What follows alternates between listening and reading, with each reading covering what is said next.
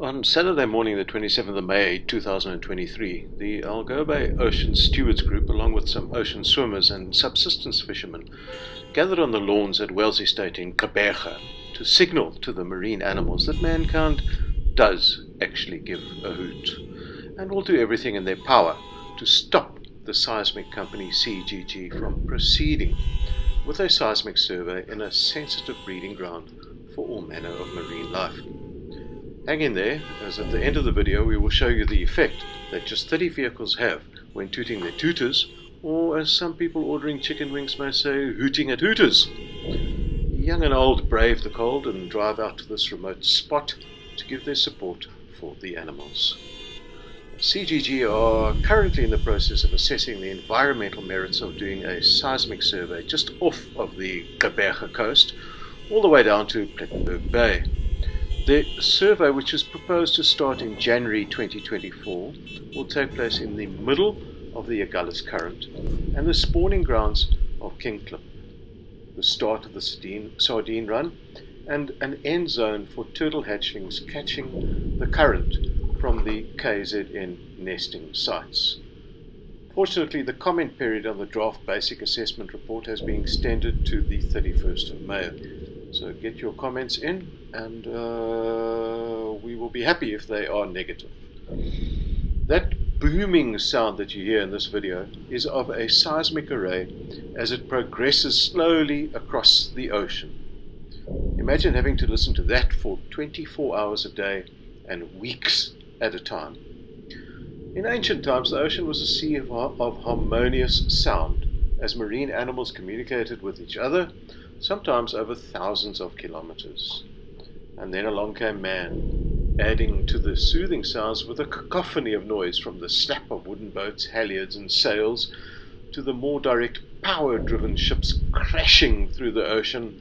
And now we have seismic air gun arrays blasting sound into the ocean floor as we search for dwindling supplies of oil and gas to power engines to make even more noise.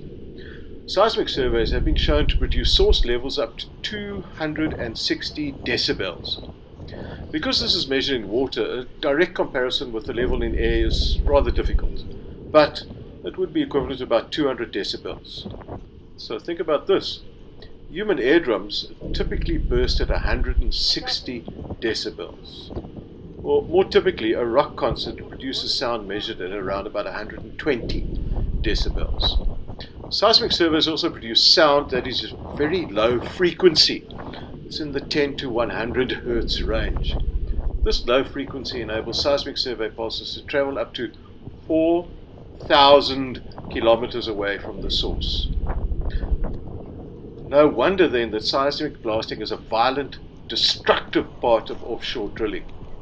To find new oil reserves, ships tow large air guns along the surface of the ocean, blasting ultra-high volume sound waves down to the ocean floor, destroying and or damaging sea life.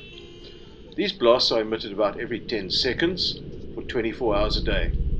Testing can last for weeks. 3, 2.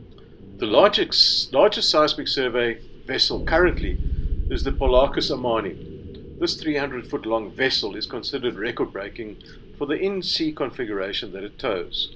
The vessel's 4 propellers, which are each capable of 3,000 horsepower, provide the power to drag the array of seismic streamers. These streamers measure more than 1.6 kilometers wide and 17.7 kilometers long. Even more impressive, the survey covers an area of almost 11.2 square kilometers at a time. And that is the reason why Polaris claimed the record for the largest mobile man-made object. But seismic survey supporters will say one of the following 4 things. We've been testing like this for years. Yeah, we're comfortable that this survey far exceeds international guidelines and requirements. You must remember, the need for local manufacturing and cheaper energy is very significant. And we look forward to safely exploring in this area for years to come. Well, let's break that down and let's answer those 4 questions very quickly. Saying that you've been testing for years does not make it right. For instance, South Africa had apartheid for years, and we all know that was not right.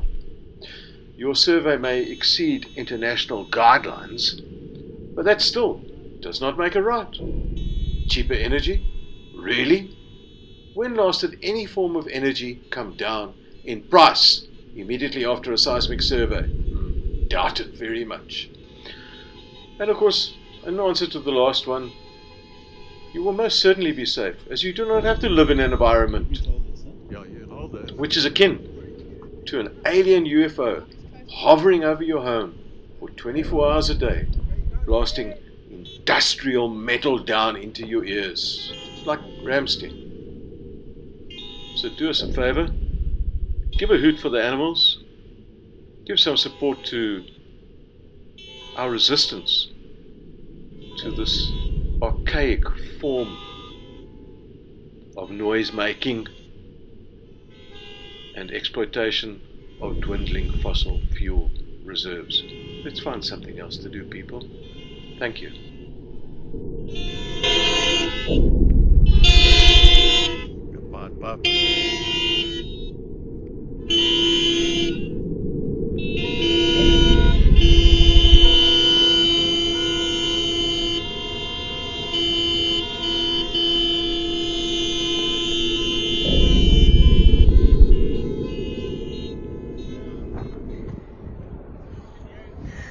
So what you gonna do here, John?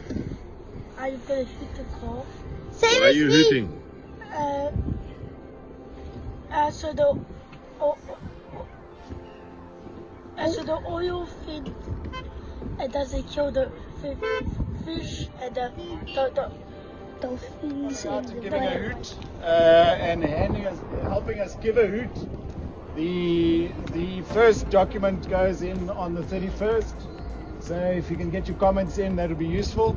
And then what will happen is that they'll have a final version that comes out and we'll comment again.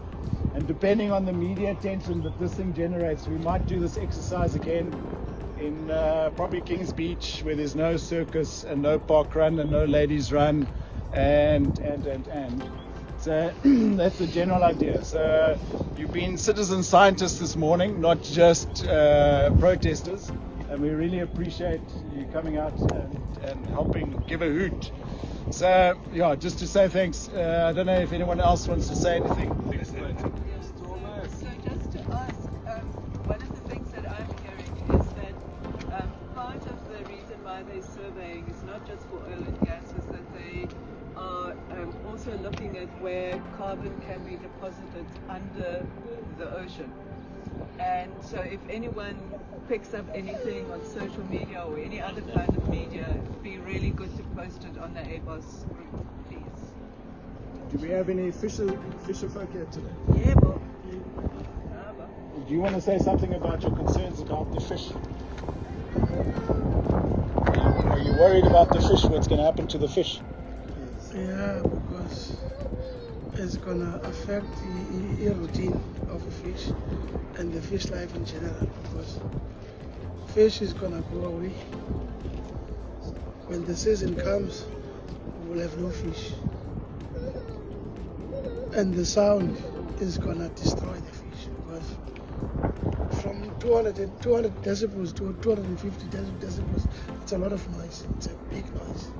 It can destroy them. Because most of the fish is communicating by the sound, making a sound. So it's going to be bad for it. Fantastic, thank you. And it's not going to be conducive for the fishermen, because the fish, when the fish goes away, then there's no life for the fishermen. Yeah. So some of our we have two big concerns. One is the impact on the marine environment, and the other one is the impact on humans who live off that marine environment, particularly the fishing industry. And tourism that comes with that as those combinations. So St. Francis, for instance, that little village is built around fishing. If you take away their chokka and their other fishing things, that village dies basically. PE isn't that dependent on it, but it is a key component of this of the city. and people will lose their livelihoods if the fish disappear. That's what we're really concerned about, is at the start of the sardine run, what happens? In terms of the hatchlings, we know that they will die. But the normal, the geelback, for instance, which is a big fish that you catch, the geelback, the kingklip, and a number of other species are impacted by sound. So the kingklip mates through sound. It uses its gills to give out a sounding pulse, and it attracts the mates through that thing. That it's not going to be able to do that, and it's at this time of the year that they do that kind of stuff. And so you'll have seen we had hatchlings arrive on our coast about a month ago. That's exactly when they want to do it. They want to do it from January through to June, basically, is the time period. So they're avoiding the whale migration, but they're getting the geelback migration, they're getting the sardine run, they're getting the hatchlings coming down, they're getting all of that, and that's the fishing community have lived off that seasonal changeover, and it's right slap bang in our biggest sort of diverse biodiversity corridor, which is the Agulhas Current. So that's why we're concerned, and we just want to say thanks to you guys. You're welcome to share the social media heck out of it. We'll try and patch something together and then distribute it through the various social mediums. But we thank you.